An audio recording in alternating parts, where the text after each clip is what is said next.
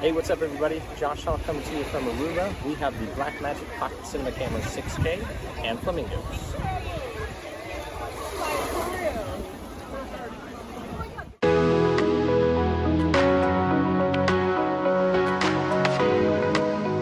This video is brought to you by The Cinemachine, teaching you how to make better videos and more money as a video producer. These courses help us to continue to make great content on YouTube, and a percentage of the profits go to charities. Check it out at thecinemachine.com. Alright, so here's the deal.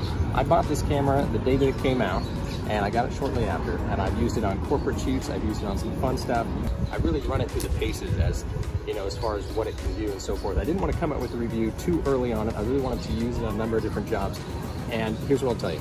The new sensor, beautiful. 6K footage, amazing. The ability in camera to shoot 6K, amazing. I love the ProRes flavors on this camera.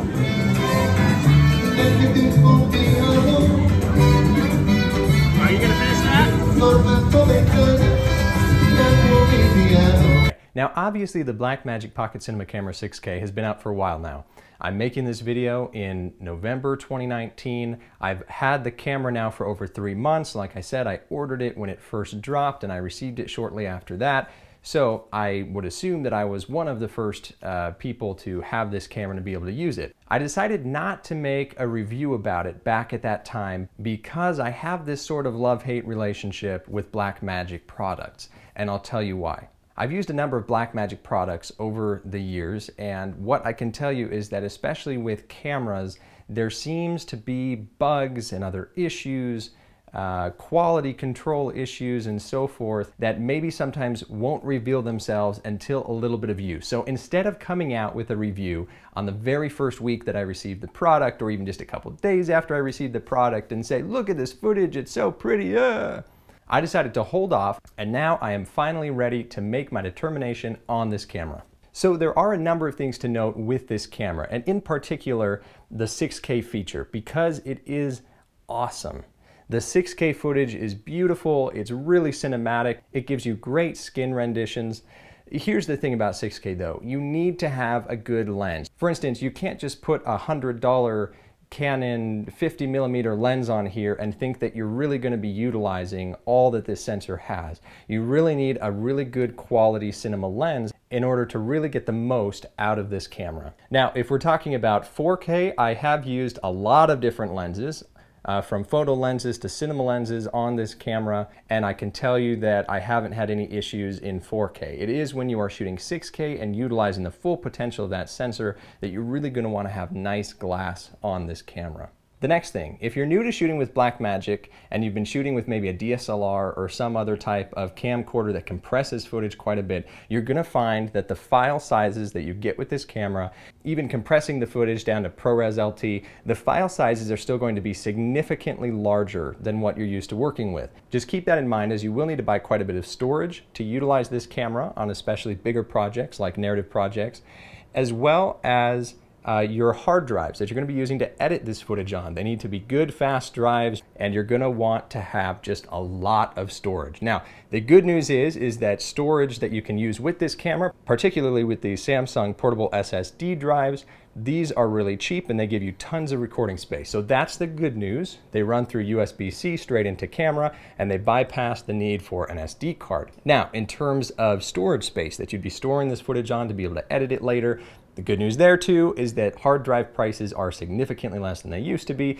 so you can get a 4 terabyte hard drive for a decent price, and that will hold a lot of footage from this camera. The other thing, of course, to mention is the form factor. The form factor is terrific. I really love smaller cameras like this. I can travel with them well, they're light, I can utilize them like this, handheld, and I can also rig them up into a full cage, and they're still quite a bit smaller than, say, an FS7 fully rigged out with everything that you would need. The form factor is just killer, especially for what you get. So obviously A+ there, Blackmagic. Thank you for a great form factor camera that still gives you 6K resolution. Awesome. The next thing, of course, is this large screen, which is awesome. Of course, if you want your client to be able to see the work, you're still going to want to push out that footage to an external monitor, and of course, they give you a full HDMI out. great for a Shogun Inferno or some other external monitor like a Sumo or something else. Of course, it would be very helpful to have that monitor be color accurate for your clients. Now, if you are used to Blackmagic Cinema cameras, then you're going to continue to love the menu system as it's very easy to use. If you are new to Blackmagic Cinema cameras, you're going to find that this is like the best menu system ever designed for a video camera. So if you're using this menu system and then you go back to say an FS7, you're going to be like, just why? Another thing that I do like is that it comes with DaVinci Resolve. DaVinci Resolve is a very powerful tool, really great for making this footage sing once you get it out of the camera. But I have found that if you're shooting in 4K ProRes, that even something like Final Cut Pro 10 will do a great job at grading that footage quickly, which means that you can turn around a client project that has a fast turnaround time quickly. Okay, so I've talked about a lot of things that I like about this camera. Now let me tell you a couple of things that I don't like. Again, like I said, I have this love-hate relationship with Blackmagic products. This one is no exception. Unfortunately, there are some quality control issues that I've just never experienced with other cameras I've bought from other brands. For instance, after owning this camera for 1 month, 3 lines went out on my monitor. Now, of course, I was worried about the worst and that the sensor was having an issue and that those lines were going to show up on the actual footage. No, they don't show up on the footage. That's the good news. The bad news, again, is that after 1 month of use, this beautiful screen that I love just got 3 lines on it, and that's just really annoying, especially if you have a client who's paying you a lot of money and they come over and they see that there are 3 lines on there and they're like, hey, what's that all about? I should mention that on one project I did have a dropped frame, which on a narrative project would have been really bad, especially if that was the take that we needed for that particular scene. It was, however, a corporate video where I just put some B-roll on top and it wasn't an issue. And that was with the drop frame feature activated, where it should stop recording if it drops a frame. It did not, though. Another big con of this camera is just all of the plug-in options over here are so close together. If you were to load this up with your media recording, with an audio in, with a battery in, with an HDMI in for an external monitor, and then with a headphone, you will find that everything is just so tightly compact that it's really hard to get things out and get things back in quickly. It's especially the case with the locking power cord option. Now, it's great to have a locking power cord, but you need to be able to pull back on the cord in order to release that cord, which is a really big problem if you have normal-sized adult human fingers. I don't even have, super large fingers, and it is really difficult for me to release that power cord if anything else is plugged in here. It's something that I can live with, but it would have been nice if these were spread out just a little bit more so that you could more easily access the different cords. Now, if this camera proves itself to be reliable over the next few months and I don't have any more issues like I've mentioned before, then I'm actually considering using it on my next feature film, which would be pretty cool to be able to utilize a camera in this form factor, which would make moving this camera way easier for the camera department. Utilizing it would be a breeze, would be able to set up much quicker. That would be pretty exciting. So I'll let you know if that ends up being the case. Okay, let's talk essential accessories if you're gonna buy this camera. The ones that I think are absolutely essential that I wouldn't trade for anything would be, again, nice lenses, would be recording devices like the Samsung portable SSD drives. These are awesome. And then an audio input cable. You can get these on Amazon for pretty cheap. I found that the Condor Blue work really, really well. The audio that you can get from these, feeding audio straight into the camera via the Mini XLR, is actually really, really great. And I've used that method on a few corporate style videos where it was more run and gun with great results. These adapters allow you to go from the Mini XLR port that's on the camera to a full XLR. The next essential accessory that I see is a V-mount battery cable. This will allow you to go straight into the camera and then plug into a V-mount battery.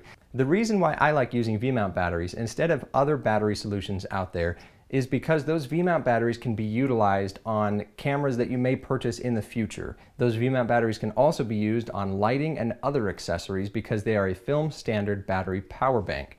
If you buy a battery bank that's specific to the Blackmagic camera, you may find that once you upgrade or change cameras, you're not able to utilize that battery anymore. And it's always great to purchase equipment, even if it's just a little bit more than the other equipment. It's better to purchase the equipment that you can grow with, because those V-mount batteries are going to last a very long time. And again, they're very versatile in the film world. The last accessory that I see as essential is a cage for this camera. I would really not want to see this camera dropped on the ground without some sort of protection around it. It is a very plastic camera. You can hear that noise, me tapping on it. You really want something metal and strong around this camera, preferably with a handle on the top, because that's going to make it a lot easier to haul it around all day. If this camera were to fall on the ground, I would totally see this plastic body cracking, and that would be an absolute disaster. I have a full rig with a matte box and follow focus and everything for this camera. It builds it out quite a bit bigger, but it adds that much more protection. I would think at least essential would be just this camera cage around the body of the camera. So would I recommend this camera? Yes, I would, but I would also recommend having a backup camera because, like I said, there are some quality control issues with the camera. I even had an issue with the Blackmagic Pocket Cinema Camera 4K that I had purchased. The camera would turn on, but the off switch would not turn the camera back off. Those kinds of quality control issues with the most basic functions of the camera are worrisome. That kind of stuff should not be leaving the factory and being shipped out to customers. So absolutely, especially in film mode, this camera yields a beautiful cinematic image that I have really grown to love, and I just can't bring myself to sell it quite yet. I hope that this video has been helpful. Click subscribe and check out our other videos on our channel.